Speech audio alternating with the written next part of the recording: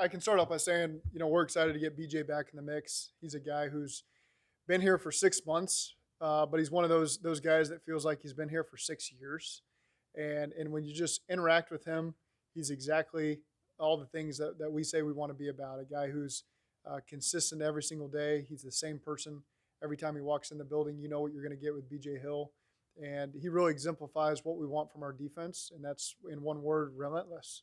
And when you watch this guy play, he's relentless on every single snap. And so, really glad it worked out. Glad to get him back in the mix. I know he's happy to be back, and so it really worked out well for us. What do you feel like the turning point was for him in the season? It seems like he kind of finished the year really well. When did it feel like he really started to kind of find his rhythm? I mean, I had to look it up before I came down here to see exactly what the date was we acquired him. I think it was August 30th. So you just think about he got here briefly right before the season started. And so the fact that he was able to make an impact, even early on, and then probably I haven't specifically talked to him about this, but really kind of found his rhythm as the season went on and continued to play a big role for us. And of course, that's not shocking for a guy to show up in late August and get better as the season goes on, as he gets more comfortable. And I think that speaks to the chemistry that we had on defense, not only the whole team but the defense in particular, especially that defensive line room, especially with Jermaine standing behind him, and the relationship they had going back to college. So I just think it's always been a good fit for a lot of different reasons from the jump. You had that kind of the split with Larry. I think BJ played 40% of the snaps. He can be a guy that can play 60, 70 and be as effective. I think that he can play a lot, and he's done a good job in that role, especially later on in the season when we lost Larry and BJ had to do a little bit more. He jumped at that role and did a really nice job for us. How much do you think his familiarity with Lou from when you guys signed him helped him kind of have the production he did this year? I don't think it hurt. Lou's always been high on him, dating back to their time together in New York, and so I certainly think that doesn't hurt the matter. Were you guys expecting the defensive tackle market to be about as hot as it was? Because it seemed like a lot of guys were maybe going for more than what we thought they were going to going into it. I think the prices always get driven up once free agency hits. Do you think the fact that y'all had such a good season kind of maybe drove up some of the prices of some of the players that were in the market? I think we had a good season because our players played really well, and so then they tend to garner higher wages.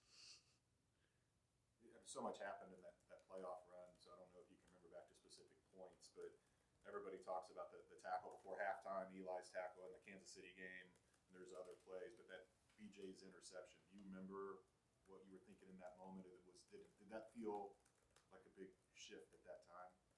It did, and I remember in that moment not seeing it clearly what happened from my angle. I don't always have the best view. You guys oftentimes have better ones, so I really had to talk through what just happened. They ran an RPO, BJ batted up, made the pick. You see it on tape, and it's a tremendous play by him. Great awareness, great ball skills. We were on an elevator with him, maybe at the Super Bowl, my kids, and I said, "Hey, this is BJ Hill." And you guys want to say hi to BJ Hill? What's your favorite play, Brooks? And he said when he got that interception. And I remember BJ saying that was my favorite play too. So that was a big play for us, big turning point in that game that allowed us to stay right in the thick of it and get some points out of that drive. And BJ made a lot of big plays for us this year.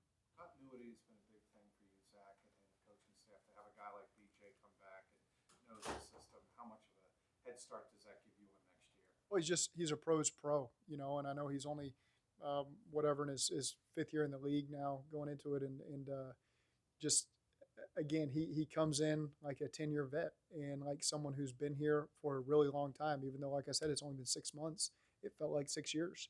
Just how he fit into the personalities in the locker room, the defensive line room, and just our overall team culture. That's what we want from our players, and so you're happy when you're able to reward somebody that fits the bill like that. Do you feel like across the league the need and want to have an interior defensive lineman who can rush like BJ has ever been greater than it is right now, with just kind of the level that some of these guys are playing at, including BJ? There's no question that gets the party started on defense. Those guys up front free up the guys behind him to play well. He's not just a pass rusher; he can stop the run as well. So, he's a 3-down player for us, and those guys are special when you can get them.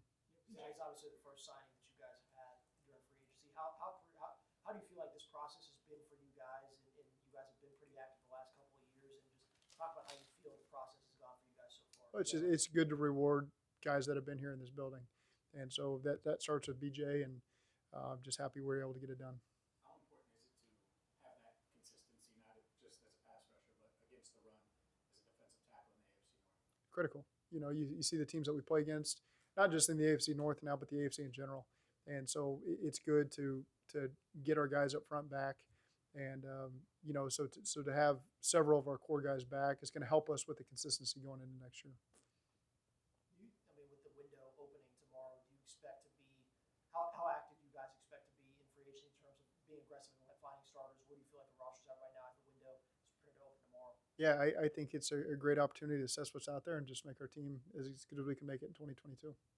So I know he's got a flight to catch, so I'm going to let him jump up here next. Thanks. Thanks.